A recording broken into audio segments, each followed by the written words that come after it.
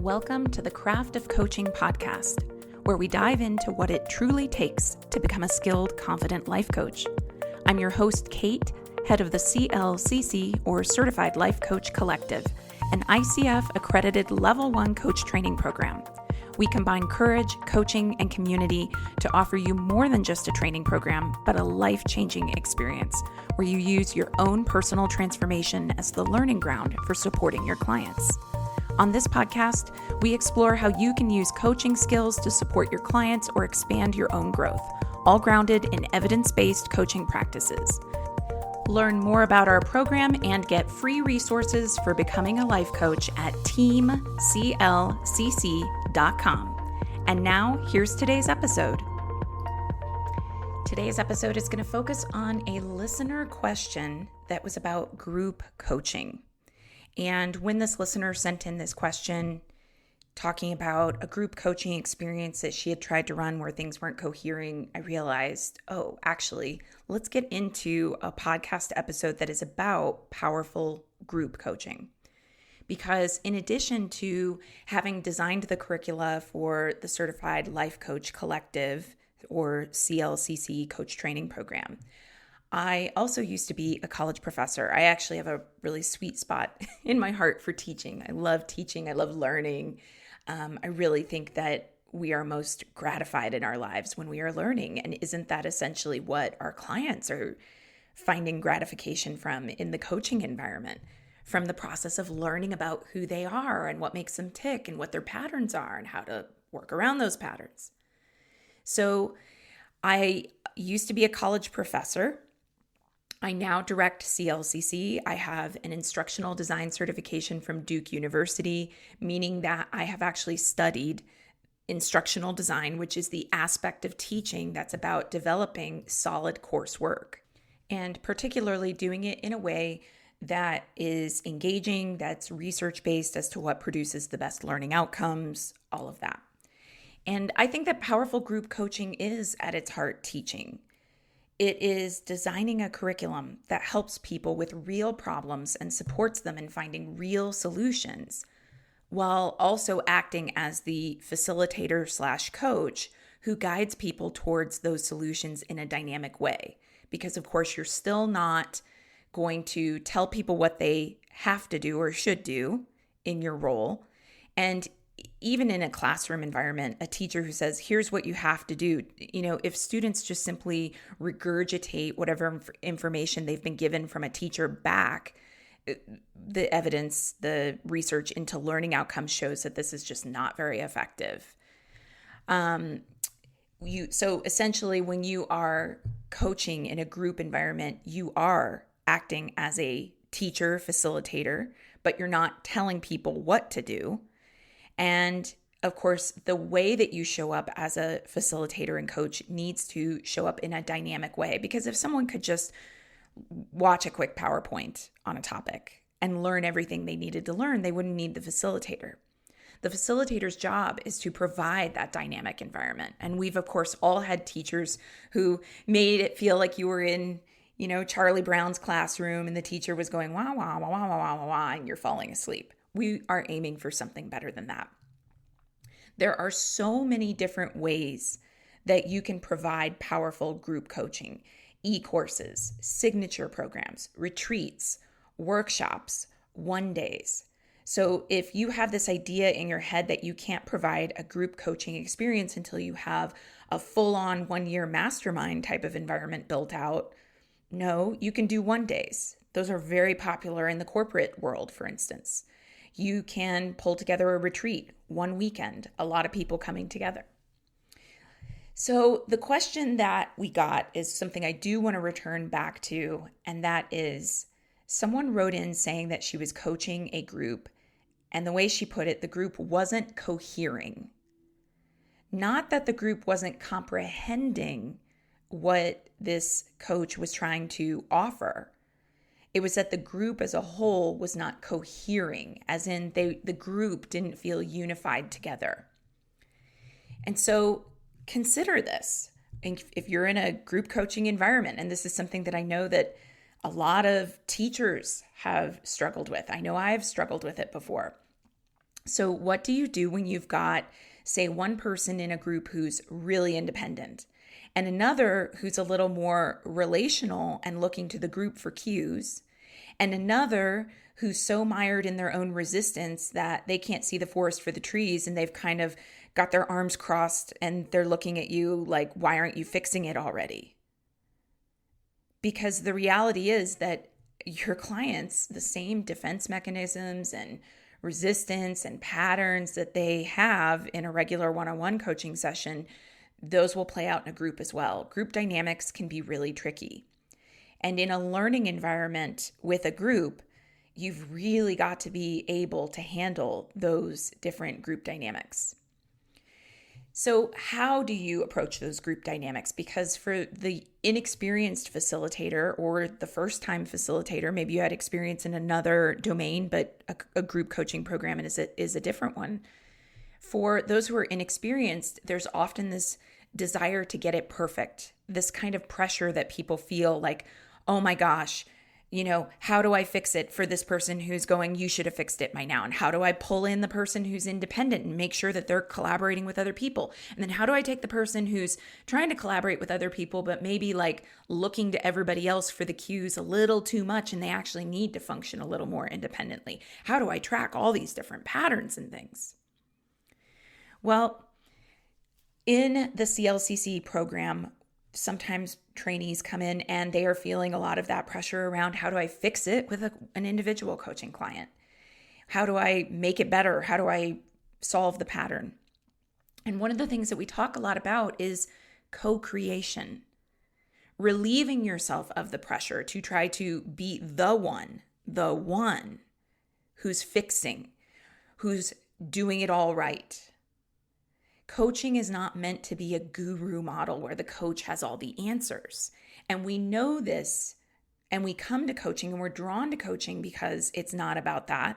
Yet at the same time, that pressure can be there. It's important to remember that coaching is about providing the space for the client's own magic to happen. That means asking open-ended, unbiased questions. That means mirroring or paraphrasing what the person is articulating so that maybe they can hear it back in a fresh new way. And also, of course, to make sure you're fully understanding. Getting multiple perspectives. Coaching is not about solving everything. And that's true whether it's a one-on-one environment or a group coaching environment. Now, I am not at all denying that it is more complex in a group environment because now you have all these personalities in the room. So if you're noticing a lack of cohesion or a kind of lack of unity or rapport in the group, or if it feels like the energy is kind of flat, what do you do? Well, first, let me add some context. Sometimes, despite your best efforts, the group just doesn't gel. And the more you can let that be okay instead of try to force a situation to gel that is just not gelling, the better. When I was a college professor, I would teach 4 classes a semester, and they would have 30 students in them. That would be 120 students total. That's a lot of personalities, right? And I sometimes would be assigned to teach the exact same section, freshman 101, right? And I could go in and I'd have the exact same curriculum for both classes. And I would go in and I would have one class that was just dynamic and they were excited and they were like, oh, this is an interesting question. And then I'd have another class where that same question that was considered to be interesting by my, the hour before that I'd been teaching, they were just looking at me like, yeah, and? So sometimes a class just doesn't come together. Well, what do you want to do about that situation in a group coaching environment? Well, one thing that I started to do was to bring in co-facilitators. So the CLCC program, we have an instructor to student ratio of 1 instructor per 15 participants, and that's a maximum. Often it's much smaller, like 1 instructor per 10 participants.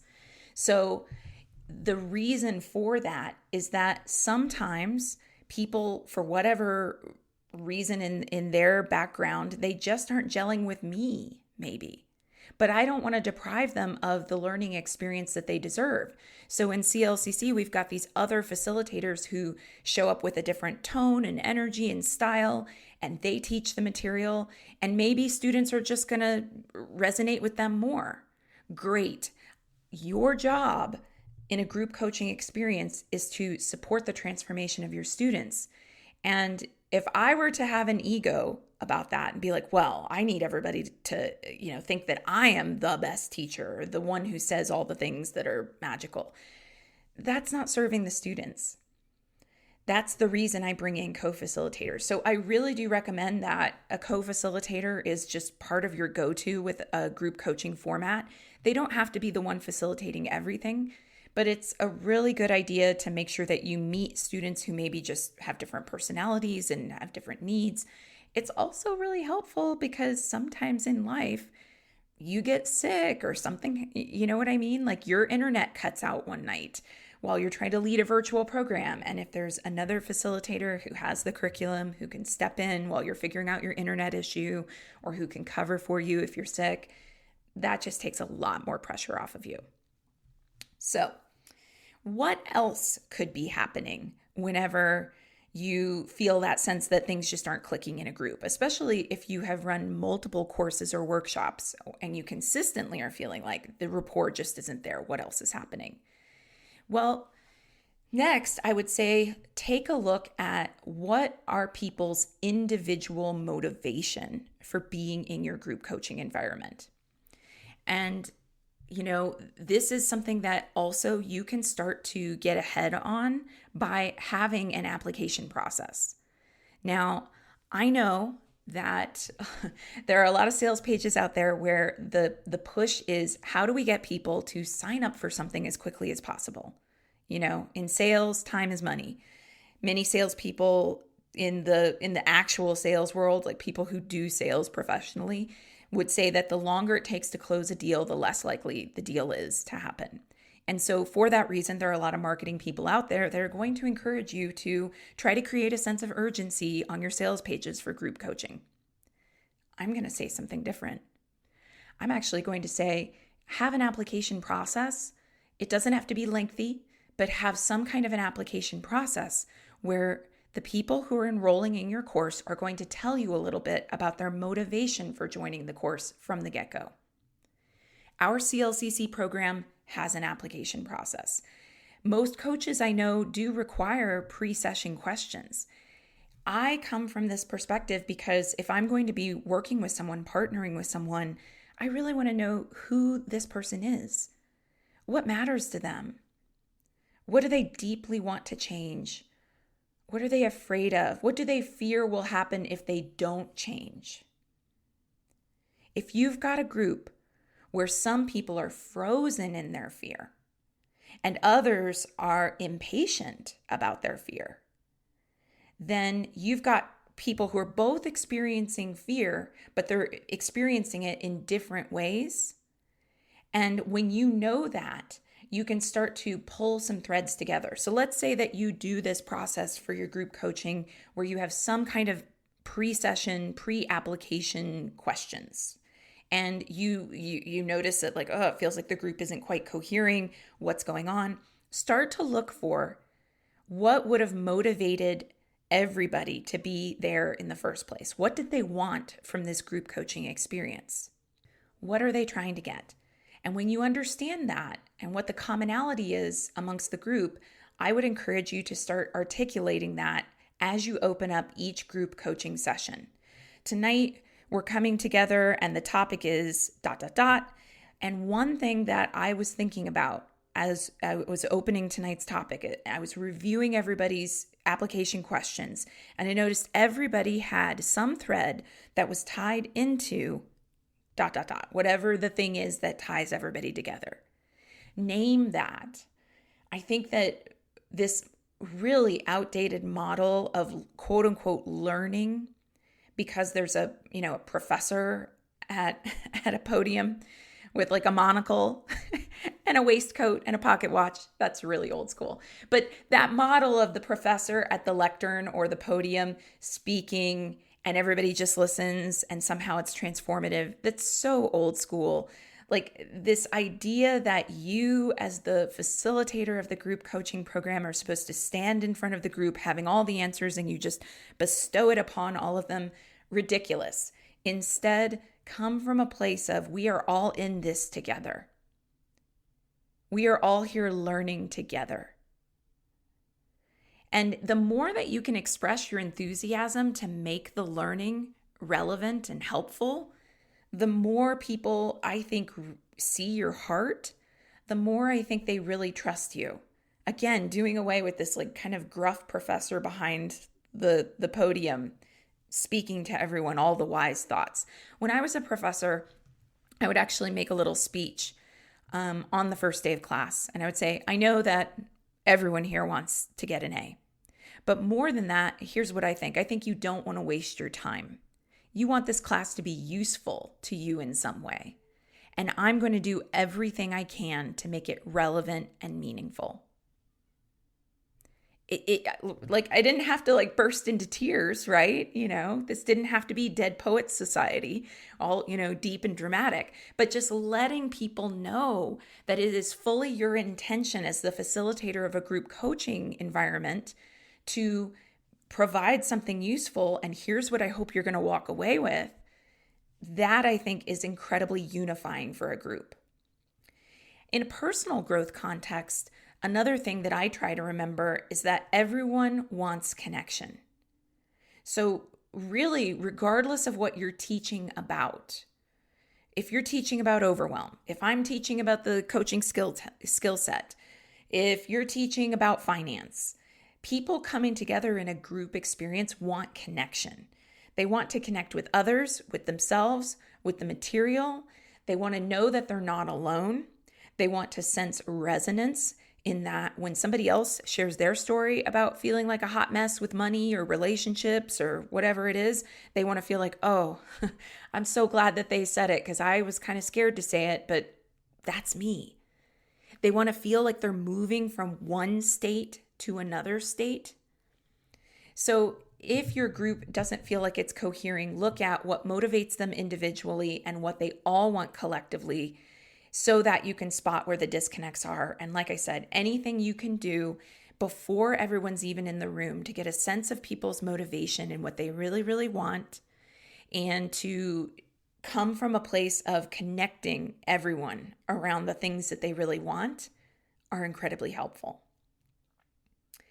Next thing, I think it's really important to name patterns and norms and standards before they emerge as problems. Because one of the reasons why a group might not cohere sometimes is because perhaps a lot of the connection that they're going to have coming together is based on them participating in like a private forum that you've set up and responding to some questions for contemplation. And maybe in your mind, people are supposed to respond to those questions literally by typing a response into the module that you've prepared. But in somebody else's mind, it might be, oh, the way that I'm engaging with these questions is to quietly take the question and go off and journal. Or perhaps engagement is an issue because people are not attending live sessions and they actually need to really get the material, and they're just kind of popping into the forums. They're kind of dipping in and out. And a lot of times, I would say this is true of new facilitators. I would also say that this is true of newer coaches. It can be really hard to say, these are the boundaries. These are the expectations. I think it's helpful for you to consider beforehand, what are the expectations that you have before the course starts.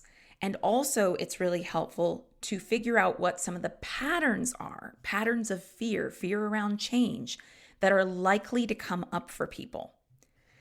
In an accredited coach training program, we have to be really on it with attendance and participation. So those expectations are to some extent dictated by the ICF.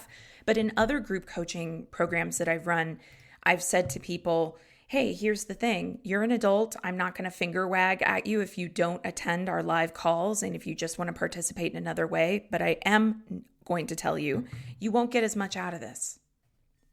Point blank. I'm going to name it, right?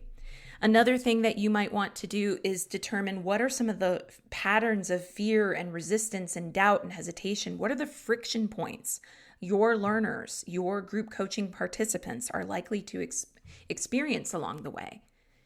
And how do you name those up front so that instead of people thinking quietly off to themselves that they're the only ones who are failing at your group coaching experience, they'll actually have a way to articulate it. So for instance, in CLCC, one of the things that we say really early on is that we do not collude with perfectionism. And that means that you'll see us make mistakes and you're going to make mistakes, and we won't finger wag or blame, but we are going to come together and practice the behaviors of trust. If you make a mistake and you own it transparently, that is a behavior of trust.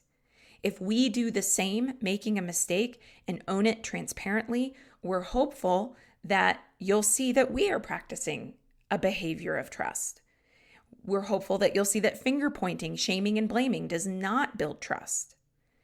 So we say all of that up front in CLCC so that the people participating in our program understand that there is an environment here where we can't collude with perfectionism. We can't pretend it's all going to be perfect, but things are going to come up that are unexpected. And here's how we want to practice specific behaviors of trust. And we actually list out what behaviors of trust look like. So what does it look like in your group coaching experience? What are the norms? What are the hoped for behaviors that create the most optimal experience for people? Then when something inevitably happens, when someone feels resistant, you'll maybe have given them a way to talk about, hey, everybody, I was feeling resistant the other day and I really wanted to skip this call, but I decided to face my resistance. And they might do that because you literally took the time to explain to them that resistance is normal, that change is hard. Here's what it looks like when it comes up. So it's not calling someone out to say, here are the expectations that I have around how you'll get the most from this group coaching experience. And then it's not calling someone out to say to the entire group, before a pattern can become a problem, here's what you're likely to encounter that might be difficult along the way. Here's what I'm going to ask that you do if you encounter that. Another thing that I think helps group coaching come together is painting a high vision and reminding people of what's possible. This was something that coach Laura Sims once reminded me of. She said, remind people of what's possible when you are working with them. I think that's great advice for when you're working in a one-on-one context that also translates really, really well to group coaching. In my book, The Courage Habit, I identified the 4 parts of building emotional resilience. And one is reach out and create community when you're struggling. So I try to take my own advice. I actually had a course once that was not going well. It was not a disaster. It wasn't a disaster, but something was definitely off. And I remember talking to Laura Sims, and she said, keep focusing people on what's possible. Keep returning to the vision, the big one. I took that advice and it was like day and night. When you remind people, when the group dynamic feels fuzzy, people are actually doing their work. It doesn't necessarily mean something's gone wrong. People are doing their work, and sometimes you're going to be doing your work in the midst of that too. And when you remind people, hey, if we stay the course, here's what's possible. Oftentimes, the people who are really invested in truly changing their lives, they're going to be on board. And when they get on board, the people who maybe are kind of not as invested in change and their form of resistance is undermining what's happening in the group, if the pull for the majority of the group can be on what's possible, the people who are not falling into line, the people who are struggling, they will either be pulled by that as well, or they will drift off. And if they want to drift off, and that's okay. They're adults. They get to choose. And sometimes, frankly, that's what's best for the group too, if the person is truly an underminer. And I've taught in classrooms where that's happened too. And I have a really soft spot in my heart for the people who are so resistant that they undermine, because I've been that way before. And at the same time, I also recognize that I can think of one particular experience where I was that way in a group context. And it was made very clear to me that it was like either get on board or don't continue the journey with us. And I had to really ask myself, what do I want? And it was humbling to realize how much I would put in my own way in an environment full of people who just wanted to help me. I made the choice to get on the boat, one of the best choices I've ever made. Next, I think that another thing that it's helpful to make transparent to your learners is the fact that they are learning. If you have ever identified with struggling with that pattern of perfectionism, then you know how hard it is to actually just be a mess, to be full of overwhelm and resistance and hesitation and doubt and fear and go, what is going on for me? You know, when that comes up in the CLCC program, what I like to remind coaches of is that every coach starts with zero. I did. I started with 0 clients and 0 web presence and 0 speaking engagements and 0 courses created. Every marathoner has started unable to run a mile. Every writer who has ever been published has started having not ever written a book. Why do we forget that? Why do we put such incredible pressure on ourselves to immediately grasp concepts or to not feel resistance and doubt and hesitation and fear? The more you can articulate the fact that there's nothing wrong with someone for learning, for making mistakes while learning, for not understanding right away, the more comfortable people will feel using your group coaching container as a space where they can learn new things. And in fact, they might get far more than they ever came for. So, whatever your group is working on, whatever the focus of your group coaching experience is, helpful reminders are, think about what the expectations are for success and how you communicate those. Think about how to paint a picture for people of what will help them to succeed. Think about how to articulate the vision that you have for the group. Think about how to articulate what it looks like when people are stuck and how normal that is. Remind people, here's how good it's going to feel when your life is your own. Here's what's possible when you create your work your way. It's not your job to motivate the participants. You can't force someone to get on board, but you can remind them to keep buying into their own vision. And if someone doesn't, that's their choice. This could be a profound lesson for you in letting people have personal agency. You can intervene for a while, you can invite them back in, but at a certain point, for every individual, it's up to them to do the work. So that's what I have to say about creating a powerful group coaching context.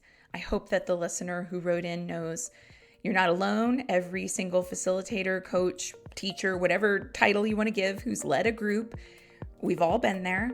And keep going and keep growing. All right, that's it for today's episode. Thank you so much for listening. Before you go, would you help us out and take a moment to give us a rating in iTunes, Spotify, or wherever you're listening? It really helps us get the word out to other listeners.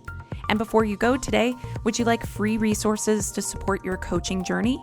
Whether you're considering becoming a coach or you want advanced coach skills training, access our coaching resource library at teamclcc.com. Again, that's teamclcc.com. Can't wait to connect with you. And again, thanks for listening.